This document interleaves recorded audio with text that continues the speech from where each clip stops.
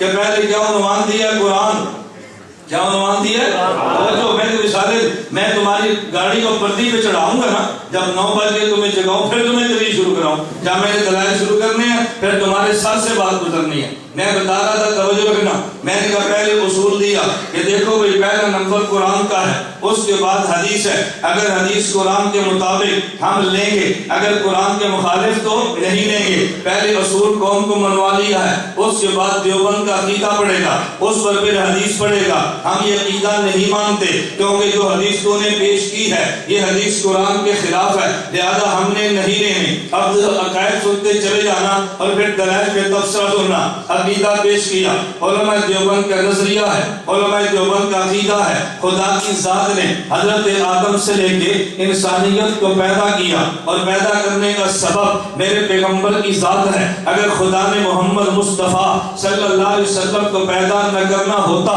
خدا حضرت آدم کو وجود نہ دیتا، خدا تجھے اور مجھے وجود نہ دیتا۔ مجھے اور تجھے وجود جو ملا ہے وہ میرے پیغمبر کے صدقے ملا ہے۔ یہی تو تیری اور میری دلیل ہے کہ پیغمبر کی ناموس پہ جان بھی قربان ہے، کیونکہ جان میری جو پیغمبر کے صدقے ہے، اگر اس کی ناموس رہی تو تیری اور میری جان نے رہ کر کرنا ہی کیا ہے؟ یہ جان تو پیغمبر کے صدقے ملی ہے، جان قربان کیوں نہیں کرتا؟ وجود پیغمبر کے صدقے ہے، ارے دولت پیغمبر کے صدقے ہے، پوری کائنات کا نظام پیغمبر کے صدقے چلا ہے۔ تو اللہ نے جب فرمایا کہ ہمارا عقیدہ ہے، کہتا میں اس کو نہیں مانتا، توجہ کیوں نہیں مانتا؟ کہتا دیوبند والے جس حدیث سے عقیدہ پیش کرتے ہیں یہ حدیث چونکہ قرآن کے خلاف ہے، لہذا میں نے عقیدہ مسترد کر دیا۔ حدیث کون سی ہے؟ مستدرک علی الصحیحین میں امام حاکم نے حدیث نقل کی ہے۔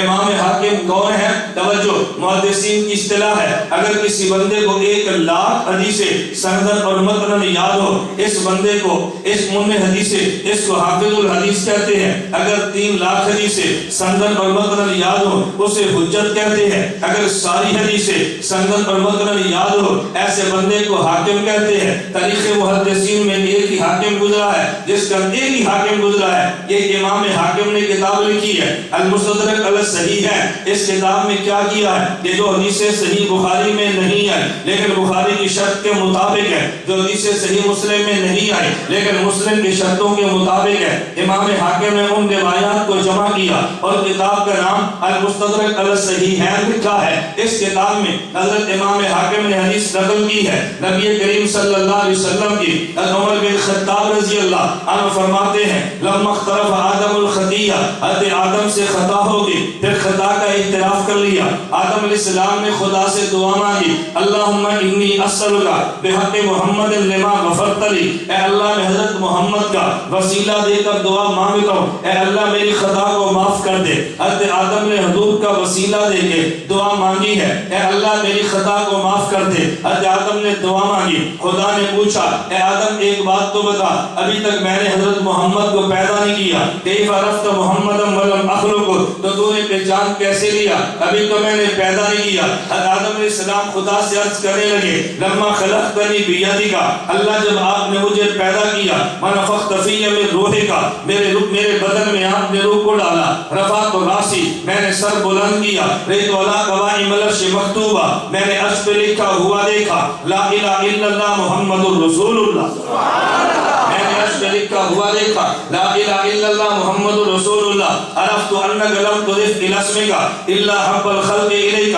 مجھے اسی وقت یقین ہو گیا آپ اپنے نام کے ساتھ اسی کا نام لکھتے ہیں جو پوری کائنات میں آپ کو زیادہ محبوب ہوتا ہے۔ اللہ رب العزت نے فرمایا صدقت یا آدم، آدم تو نے بالکل سچ کہا ہے، انہ لحب الخلق الیہ، مجھے پوری مخلوق میں میرا محمد سب سے زیادہ مجھے محبوب ہے۔ سالتنی بحقیقت غفرت لک، تو نے میرے محمد کا وسیلہ دے کے مجھ سے دعا مانگی ہے، آدم میں نے تیری خطا کو معاف کر دیا ہے۔ اور میرے آدم اگلی بات بھی سن، فلولا محمد لما خلقتک، میرا محمد تو وہ ہے اگر میں نے انہیں جس وجود نہ دینا ہوتا، اے آدم میں تجھے وجود ہی نہ دیتا، اگر میں نے حضرت محمد کو وجود نہ دینا ہوتا، اے آدم میں تجھے وجود ہی نہ دیتا. میں نے کہا دیکھو اگر حضرت آدم پیدا نہ ہوتے تو بتا مجھے وجود کیسے ملتا. مجھے وجود اس لیے ملا حضرت آدم علیہ السلام کا جو وجود تھا انہی سے تو نسل چلی تو میں اور آپ آئے ہیں. میرا ایک دوست تھا مانسیرے کا, بڑے عرصے بعد اچانک میرا فون پر رابطہ ہوا. ہم درجہ اولا میں پڑھتے رہے. میں نے 1993 میں دورہ حدیث کیا ہے. دورہ حدیث کی بھی 21 سال گزر گئے ہیں. اس سے بھی آپ 8 سال پہلے کی بات کریں تو کتنے سال بنتے ہیں, 28-29 سال بعد اچانک فون کیا. مجھے کہتا مجھے پہچانا ہے. میں نے کہا اس کا نام لے کر کہا. میں نے کہا بھائی سانا مانسیرے والے. بڑے تعجب سے کہتا ہے تیرا ابھی بھی حافظہ وہ درجہ اولا والا ہے. میں نے کہا اللہ کا کرم ہے ہمارا دماغ کام کرتا ہے. ایسے بات چل پڑی, میں بڑے بات سننے لگا. بات چل پڑی تو مجھے وہ کہنے لگا پہچانا. میں نے کہا پہچانا. میں نے کہا تیرا نام احسان ہے, تو لمبے سے قد کا تھا. میں نے پورا نقشہ اس کو بتا دیا. تو کہتا ہے اچھا بات بیوی شادی ہو گئی. میں نے کہا ہوگی. بچے کتنے, جیسے دوست کہتے ہیں. وہ چلتے مجھے کہنے لگا اچھا. میں نے کہا تمہارے بیٹے. کہتا ہے اتنے بیٹے ہیں. میں نے کہا نام کیا ہے. اس نے بڑے فخر سے پٹھانوں کے لہجے میں فخر کرتے ہوئے پہلے اپنے بیٹے کا نام لیا, پھر بیٹے کا شجرہ نسب بیان کرنا شروع کیا. کہتا ہے میرا بیٹا فلاں کا فلاں کا فلاں کا حضرت اسحاق تک ہماری نسل چلتی ہے. میں نے کہا تجھے, میں نے کہا حضرت آدم گھمن کا میں بیٹا ہوں. کی مطلب. میں نے کہا بھائی تو اسحاق تک ہو گیا, میں آدم تک جانا ہے. نہیں سمجھے. یہ اوان کی نسل کہاں تک جاتی ہے, آدم تک. مغل کی آدم تک, بلوچ کی آدم تک, نائی اور مسلی کی آدم تک. میری کہاں تک جائے گی آدم. میں نے کو فخر دیے چیزاں نے. کہنا ہے میرا نسل حضرت اسحاق تک, میرا حضرت آدم گھمن تک. اس سے آگے تو کہیں نہیں جا سکتا نا. اب بس گیا. مجھے کہتے ہیں تو ہر دفعہ مناظرے کی بات کرتا ہے. میں نے کہا میرا فن ہے, میں اپنا فن چھوڑ دوں گا. میری بات اچھی طرح سمجھنا. میں خیر بتا رہا تھا ہم انہی کی نسل ہے نا, ان کو خدا وجود نہ دیتا. بتا مجھے اور تجھے خدا کیسے وجود دیتا. میں نے کہا آدم علیہ السلام کو وجود ملا تو مجھے اور تجھے وجود ملا ہے نا. حضرت آدم نہ ہوتے ہمیں کیسے وجود ملا. میرے پیغمبر کو خدا نے اللہ رب العزت آدم علیہ السلام کو فرمایا لولا محمد لما خلقتک. توجہ, میں اس عقیدے کو نہیں مانتا. کیوں نہیں مانتا؟ جس حدیث سے عقیدہ ہے یہ حدیث تو قرآن کے خلاف ہے. اگر حدیث قرآن کے خلاف آ جائے حدیث کو نہیں لیتے. میں نے کہا کس آیت کے خلاف. آپ ذرا دلائل سننا. کہا جی قرآن کریم میں ہے وَمَا خَلَقْتُ الْجِنَّ وَالْإِنسَ إِلَّا لِيَعْبُدُونِ. اللہ فرماتے ہیں میں نے جن و انس کو پیدا کیا تاکہ میری عبادت کریں. اور تم کہتے ہو پیدا کیا اس لیے کہ حضور صلی اللہ علیہ وسلم کو پیدا کرنا تھا. اس نے کہا مولوی صاحب قرآن کہتا ہے انسان کی تخلیق کی وجہ خدا کی عبادت کرنا ہے. تو کہتے ہیں تخلیق کی وجہ حضور کا دنیا میں آنا ہے. حدیث یہ کہتی ہے کہ دنیا میں انسان کا آنا, انسان دنیا میں حضرت محمد کا آنا انسان کی پیدائش کی وجہ ہے. اور قرآن کہتا ہے کہ دنیا میں انسان کے آنے کی وجہ خدا کی عبادت کرانا ہے. خدا بات عبادت کی کرتا ہے تو پیغمبر کے وجود کی کرتا ہے. تو جب یہ آیت حدیث کے خلاف آ گئی ہم نہیں مانتے. جو قرآن کے مطابق ہو اسے مانتے ہیں اور جو قرآن کے خلاف ہو اسے نہیں مانتے. میں نے کہا دیوبند کا عقیدہ سننا ہو حدیث پیغمبر. توجہ, ہو حدیث پیغمبر کبھی قرآن کے خلاف نہیں ہوتی. ہاں کبھی کبھی قرآن کے خلاف نظر آتی ہے. توجہ رکھنا, میرے جملے پہ غور کرنا. ہو حدیث پیغمبر قرآن کے خلاف ہوتی نہیں ہے, کبھی قرآن کے خلاف نظر آتی ہے. اگر قرآن کے خلاف نہ ہو اور قرآن کے خلاف نظر آئے تو پھر اہل نظر سے نظر کا علاج کرا. تجھے قرآن کے خلاف بھی نظر نہیں آئے. نظر کاہل نظر سے علاج کرا تو پھر یہ قرآن کے خلاف نظر بھی نہیں آئے گی. میں نے کہا میں توجیہ پیش کرتا ہوں, اس کے بعد پھر تو کہنا کہ یہ قرآن کے خلاف ہے. کہتا ہے یہ وہ کیسے. میں نے کہا بات کو سمجھنا. میں مثال دینے کے لیے بات سمجھانے لگا. میں آپ کی گجرات مدرسہ حیات النبی میں بیان کے لیے آیا ہوں اور اللہ کا احسان سمجھے آپ نے حیات النبی مسجد آج دیکھی ہے. میں نے اس وقت دیکھی ہے جب اس کا وجود بھی نہیں تھا.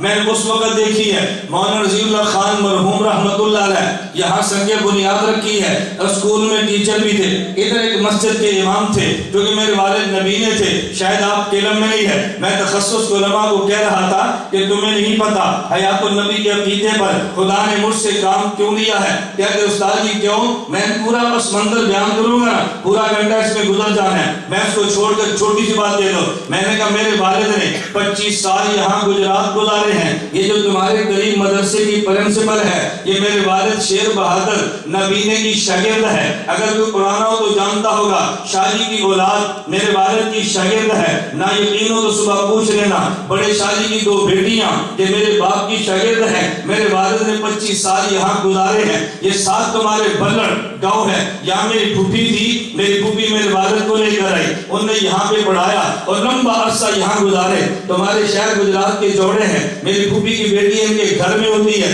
میرا آبائی علاقہ تو یہ تھا، میرا دادا یہاں سے چلا، سرگودے میں نمبرداری کا مربع ملا، 7 تو گھوڑی پال مربع ملے، تو جا کے 87 جنوبی میں ڈیرا لگایا۔ ہمارے علاقے میں 87 88 84 ان کو گجراتیوں کے لوگ کہتے ہیں۔ میں نے کہا میرا والد تو 25 سال یہاں ٹھہرا۔ جب یہ مسئلہ حیات النبی صلی اللہ علیہ وسلم اٹھا تو جو کہ بیت شیخ التفسیر حضرت احمد علی لاہوری سے تھی، حضرت سے تعلق تفسیر کا تھا، میرے والد نے شاہ جی سے کہا میری 25 سالہ رفاقت اپنی جگہ پہ، لیکن پیغمبر کی حیات پر میں 25 سالہ رفاقت قربان کرنے لگا ہوں۔ میرے والد یہاں سے اٹھے، گاؤں میں جا کے ڈیرا لگا لیا۔ آپ کو اندازہ نہیں ہے، میں نے اپنے طلباء سے کہا میں نے اپنی بچپن میں یہ منظر آنکھوں سے دیکھا ہے۔ میرے والد یہ تو ہماری پیدائش سے پہلے، لیکن یہ منظر میں نے اپنی آنکھوں سے دیکھا ہے۔ میرے نابینا والد ایک ٹانگا کرائے پہ لیتا اور اس پہ اسپیکر لگا دیتا، ہمارے ساتھ کے دیہاتوں میں چوک میں کھڑے ہو کے تقریر کرتے اور لوگ وہاں تقریر سنتے۔ بعد میں مدرسے کی بنیاد رکھی اور بچوں کو پڑھانا شروع کر دیا۔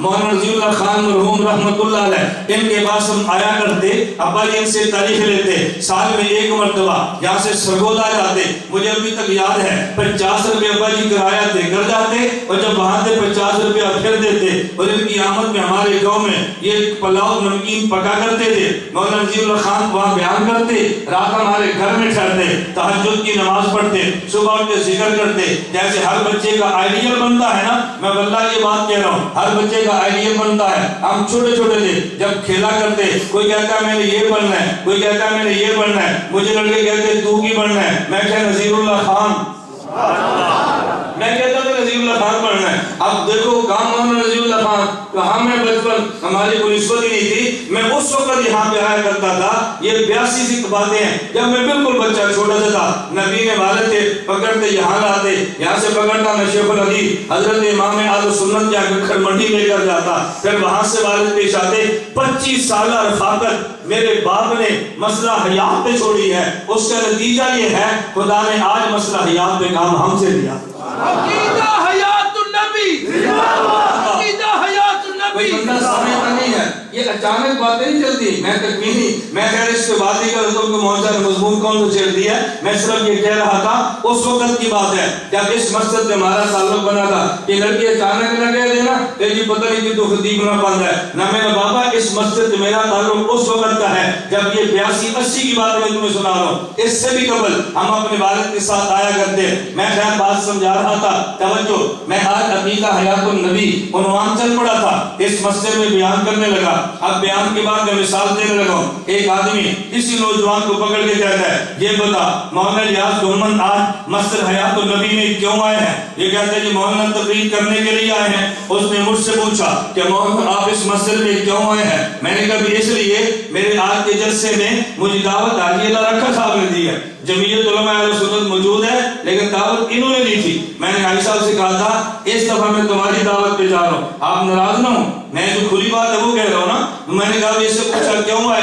اس نے کہا اس لیے آئے کہ تقریر کرنی ہے۔ مجھ سے پوچھا کیوں آئے؟ میں نے کہا مجھے حاجی صاحب نے ہمارے بوڑھے یار نے دعوت دی ہے۔ وہ لڑکا کہتا ہے لو مولوی صاحب کی بوڑھے کا بیان ہی نہیں ملتا، مولوی صاحب کچھ کہتے ہیں، یہ لڑکا کچھ کہتا ہے۔ اس سے پوچھا کیوں آئے؟ یہ کہتے ہیں تقریر کے لیے آئے۔ ہم نے مولانا سے پوچھا کیوں آئے؟ تو کہتے ہیں حاجی اللہ رکھا کی دعوت پر ہے۔ میں نے کہا ادھر آ، کیا کہہ رہا ہے؟ اس نے کہا جی تم کچھ کہتے ہو، یہ کچھ کہتا ہے۔ میں نے کہا نہیں بیٹا، تو بات ان کی بھی نہیں سمجھا، بات میری بھی نہیں سمجھا، ان کے میری بات میں ٹکراؤ نہیں ہے۔ جب آپ نے نوجوان سے پوچھا مولانا الیاس گومن گجرات میں حیات النبی مسجد میں کیوں آئے؟ اس نے میرے آنے کا مقصد بیان کیا، تقریر کرنے کے لیے آئے ہیں۔ جب مجھ سے پوچھا کیوں آئے تو میں نے آنے کا سبب بیان کیا کہ مجھے فلاں میزبان نے دعوت دی ہے، تو میں نے بیان سبب کیا ہے، اس نے بیان مقصد کیا ہے۔ اگر میں نے بیان نہ کرنا ہوتا میں تب بھی نہ آتا، میرا میزبان مجھے دعوت نہ دیتا میں تب بھی نہ آتا. میرے آنے کا مقصد بیان کرنا ہے, میرے آنے کا سبب میزبان کا دعوت دینا ہے. میں نے اپنے قرآن سے پوچھا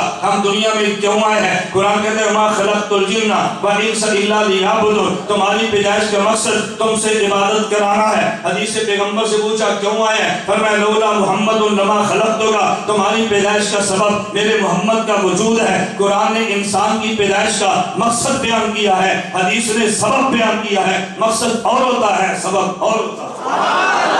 میں نے کہا قرآن کے خلاف کیسے ہے؟ کیوں جھوٹ بکتا ہے؟ قرآن کے خلاف ہے. دیوبند کا عقیدہ اور قرآن کے خلاف ہو میں نہیں مانتا. جس نے مجھ سے منوانا ہے چیک لکھ, میں جواب دیتا ہوں.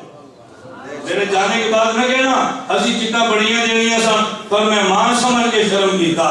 میرے بات پر بے شرم نہ بننا. جو چیک کرنی ہے تم اب لکھ دو, میں تمہارے چیک کا جواب نہ دوں تو پھر کہنا دیوبند کا عقیدہ قرآن کے خلاف ہو میں نہیں مانتا. ہم کھلی کھلی دیوبندیت کی وکالت کرتے ہیں. میں تجھ پہ فتوے نہیں لگا رہا. صبح ڈنڈورے نہ پیٹنا, میں تو اپنے عقیدے کی بات کرتا ہوں.